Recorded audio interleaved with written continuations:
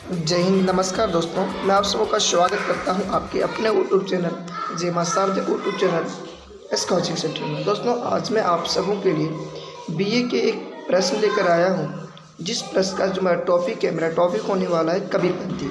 दोस्तों, आज हम जानेंगे कि कबीरपंथी कौन थे, उन पर संक्षिप्त टिप्पणी के बारे में आज जानने वाले हैं। दोस्तों, सबसे पहले जानेंगे कि जो कबीरपंथी थे, रामानंद के शिष्य में कबीर का स्थान अधिक महत्वपूर्ण है। यानी दोस्तों, जब हम रामानंद के शिष्यों की बात करते हैं तो उसमें सबसे पहले नाम कबीर जी का ही आता है। इनका जन्म 15वीं शताब्दी में हुआ था। यानी कि दोस्तों, इनका जन्म माना जाता है 5 जून। कबीर जी का जन्म 5 जून 1455 ईस्वी को पूर्णिमा के दिन हुआ था। यानी दोस्तों, इनका जो जन्म हुआ था 5 जून 1455 को माना जाता है, लेकिन यह विवादित है। दोस्तों, इनके जन्म को लेकर विद्वानों में बहुत विवाद है। कहा जाता है कि उनका जन्म एक विधवा ब्राह्मणी के गर्भ से हुआ था। ऐसा माना जाता है कि जो कबीर जी का जन्म हुआ था एक विधवा ब्राह्मणी के गर्भ से हुआ था। इसके लुकलास से भय से इन्होंने काशी के तालाब में निकट छोड़ दिया था और समाज के डर से बचने के लिए उन्होंने अपने संतान को काशी में एक तालाब के किनारे छोड़ दिया था, जहाँ से इन्हें एक मुसलमान दूल्हा अपने घर ले आया और इनका लालन पालन किया। तो जब उन्हें काशी के तालाब पर फेंक दिया गया तो वहाँ से उस रास्ते से एक दंपति, दूल्हा दंपति गुजर रहे थे। उन्होंने उसे उठा कर अपने घर ले गए और उनका लालन पालन दूल्हे दंपति ने मिलकर किया। कबीर का प्रारंभिक जीवन रहस्यमय रहा। यद्यपि उन्होंने कोई शिक्षा नहीं मिली थी, कबीर को कोई शिक्षा नहीं दिया गया, लेकिन इसमें कुछ रहस्य है। तथापि उन्होंने अपना अधिकांश जोगियों, संतों और सूफियों के साथ व्यतीत किया। कबीर जी अपना अधिकांश समय जोगियों के साथ, कवियों के साथ बिताया करते थे। अतः उनका आध्यात्मिक ज्ञान काफ़ी ऊंचे स्तर का हो गया। और दोस्तों, उनके पास जो आध्यात्मिक ज्ञान आया बहुत अधिक आ गया था। कबीर ने हिंदू तथा इस्लाम दोनों धर्मों के तत्वों को समझा। जो कबीर जी थे वह हिंदू धर्म को भी मानते थे, कबीर धर्म को भी मानते थे, और उन्होंने दोनों धर्मों के तत्व को समझा तथा हिंदू बुराइयों को दूर करने का प्रयास किया। और इन्होंने जो मुसलमान और हिंदुओं के बीच जो कुछ आडम्बराएँ थे उन्हें भी दूर करने की कोशिश किया। उनका कहना था ईश्वर एक है। उनका कहना था कि ईश्वर एक है, खुदा और ईश्वर में कोई अंतर नहीं है, सिर्फ उनके नाम अलग अलग हैं, लेकिन भिन्न भिन्न नामों के माध्यम से उनकी पूजा करते हैं। उन्होंने हिंदू और मुसलमान दोनों की बुराइयों की निंदा की। उन्होंने जाति प्रथा, धार्मिक कर्मकांड, बाल आडम्बर, मूर्ति पूजा, जब तक अवतार आदि का घोर विरोध किया।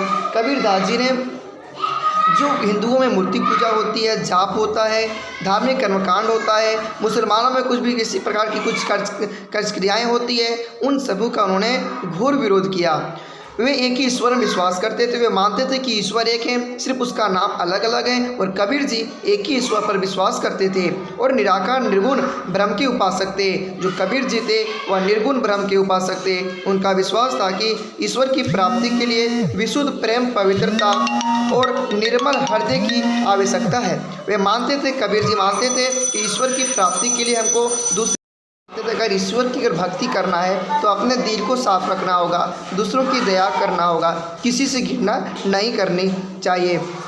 प्रेम तथा भक्ति से ही मोक्ष की प्राप्ति हो सकती है। उन्होंने गुरु को अत्यंत महत्वपूर्ण स्थान दिया है और कबीर जी ने गुरु को एक महत्वपूर्ण स्थान दिया और बताया कि मात्र गुरु के माध्यम से ही ईश्वर की प्राप्ति संभव है। उन्होंने बताया कि अगर ईश्वर की प्राप्ति करनी है तो हमें गुरु से हमें शिक्षा लेना होगा। कबीर एक महान संत, समाज सुधारक, उपदेशक कवि थे। अगर कबीर जी की बात करें तो एक महान संत थे, समाज सुधारक थे और एक उपदेशक, साथ में एक कवि भी थे। कबीर ने भारत में सांस्कृतिक एकीकरण एवं समन्वय की पृष्ठभूमि तैयार की। उनके अनुयायी कबीरपंथी थे और कबीर के जो अनुयायी बने वह कबीरपंथी कहलाए।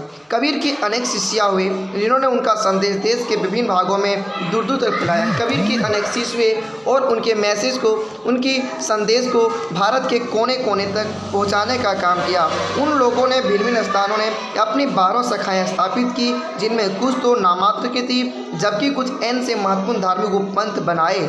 कबीर के अत्यंत निकट के शिष्यों में गोपालदास जी का नाम उल्लेखनीय है। अगर कबीर जी के शिष्यों की बात करें तो सबसे पहले नंबर पे गोपालदास जी आते हैं, जो कबीरपंथी की संदेश को फैलाने में यह भूमिका निभाए। उन्होंने 12 शाखाएं स्थापित की थी, लेकिन उनमें से कुछ नामात्र थे और कुछ इतने अच्छे काम किए तो उनका उल्लेखनीय करना इतना संभव नहीं है। जो वाराणसी में कबीर पंथ के उत्तराधिकारी बने एक दूसरे शिष्य भगवान दास जी हैं। और एक दूसरे गोपाल दास जी पाले थे, दूसरे भगवान दास, दोनों ने बहुत ही अहम भूमिका अदा की इनके संदेश को भारत के कोने कोने तक, देश के कोने कोने तक फैलाने का। एक और उल्लेखनीय सिख धर्मदास जीवनदास थे, जिन्होंने प्रसिद्ध सतनामी पद की स्थापना की। कमाल थी, महत्वपूर्ण शिष्यों में से थे, जिनके अनुयायी पश्चिम भारत में महत्वपूर्ण विकास संख्या में थे। आने दोस्तों, अगर एग्जाम में कबीरपंथी पर हमें टिप्पणी करने के लिए बोले तो हमें उनके जीवनी को लेकर, उनके रहन सहन के बारे में, उन्होंने क्या क्या कार्य किए, इन्हीं के बारे में दोस्तों लाइन को बढ़ाते चलिएगा। अगर दोस्तों इसमें कोई कन्फ्यूज रह जाता है तो आप हमें मैसेज कीजिए, कमेंट कीजिए, मैं आपको इसकी पूरी डाउट सॉल्व करने की कोशिश करूँगा। दोस्तों अगर इस वीडियो अगर आपके लिए थोड़ा हेल्पफुल हो तो इसे लाइक, शेयर और सब्सक्राइब करना ना भूलें। जय हिंद, फिर मिलते हैं अगले